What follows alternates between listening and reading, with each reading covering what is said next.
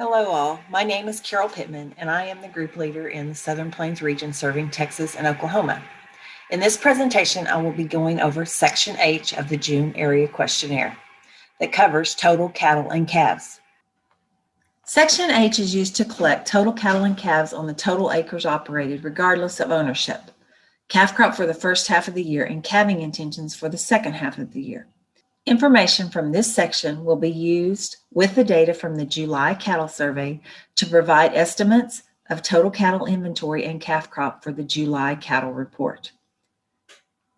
Is the cattle box checked on page 3? This question is directed to you, the enumerator, and should not be asked to the respondent. This question is used to help determine if questions or sections of the questionnaire should be completed. If the cattle box in Section C is checked, ask all the questions that follow. If the box is not checked, you may skip to Section I. Section H must be completed or estimated for every ag tract that has the cattle box checked in Section C. If you are unable to complete this section, any notes from your observation or notes from personal knowledge will be greatly appreciated. Item 1, cattle and calves on the entire farm. This question refers to all kinds and ages of cattle and calves on the total acres operated on June 1, regardless of ownership. If cattle or calves were present anywhere on the operation, you skip to Item 2. Item 1A, cattle and calves since January 1. If there were no cattle and calves on hand June 1, you determine if there were any on the total acres operated between January 1st and June 1st. If cattle were on the operation earlier this year, you skip to Item 6 and collect information on calves born on the total acres operated between January 1 and May 31st.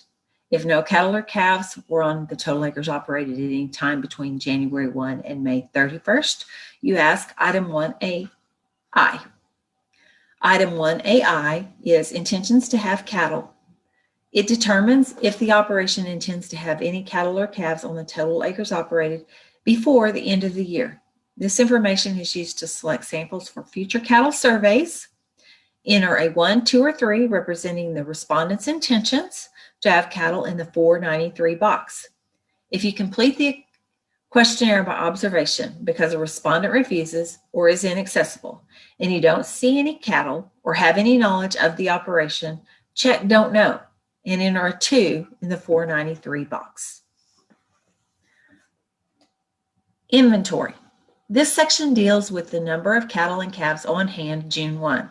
This includes beef cows, milk cows, bulls, heifers, including beef replacement heifers, milk replacement heifers, and other heifers, as well as steers and calves. You need to break out the total inventory into each of these categories. Most operators will know what they have, but some may not know exact numbers. Do your best to get their best numbers and verify that the boxes all add up to the total on hand. There are several different types of cattle operations. Today, I'm going to go over 3. The first one is a cow-calf operation. This operation normally has beef cows on the operation that have calves throughout the year. In addition to calves, they may have a few bulls, some replacement heifers, and calves. Some of the operations may also have a few other heifers and steers on their operation. Another type of operation is a stocker operation. Just what is a stocker operation? Normally, it is an operation that has other heifers, steers, and possibly calves on some type of pasture. A lot of operations lease wheat pasture or other types of pasture and run stockers on them for a few months to give them a good weight gain before selling them. Another type of operation is a feedlot. Feedlots are operations that feed the majority of their cattle a ration and send them directly to the slaughter market. Normally, these operations have cattle that are other heifers, steers, and calves.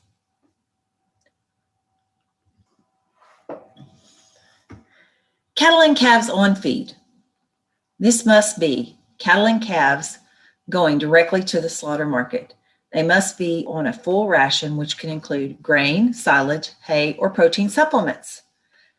If this number is very large, it needs to be confirmed that they are going directly to slaughter and they are not on wheat or other grain pasture or just regular pasture. Remember, the key is they are going directly to the slaughter market, not to another feedlot, not to the sale barn, but to the slaughter market. The final questions in the cattle section deal with calf crop for 2021. First, we ask how many cows and heifers are expected to calve during the last half of the year. Then we ask about the number of calves born. This number is broken up into 3 categories: number on hand, number moved off, and the number that had died. The total of these 3 items will be the current calf crop for the period January 1 through May 31st. Item 5, ask for the number of cows and heifers on the total acres operated that are expected to calve during the period June 1st through December 31st. The majority of beef cow operations calve in the spring, but there are some instances when an operation will calve in the fall. We do not want to double count and have the same value in intentions and in calf crop. Make sure that you watch that. Dairy operations will generally calve year-round, but you will have to probe some dairy operators to get the calf crop on a dairy operation. Item 6, ask about calves born during the period January 1 through May 31st. How many were on hand June 1st? This number should also have been reported in item 2F. How many were sold, moved off, or slaughtered before June 1? And then finally, how many died before June 1st? Item 7 is the total of the 3 pieces and gives the total number of calves born from January 1 through May 31st. Finally, a few data relationships to consider. If the operation has beef cows or milk cows, there should be a calf crop accounted for in question 6. Operators who do not breed cattle should probably not be reporting cows. Calves on hand June 1st in question 6 should be consistent with the calves reported in question 2. The total calf crop for the entire year, question 5 and 7's combined, should be close to the number of cows in question 2. Thank you for your time.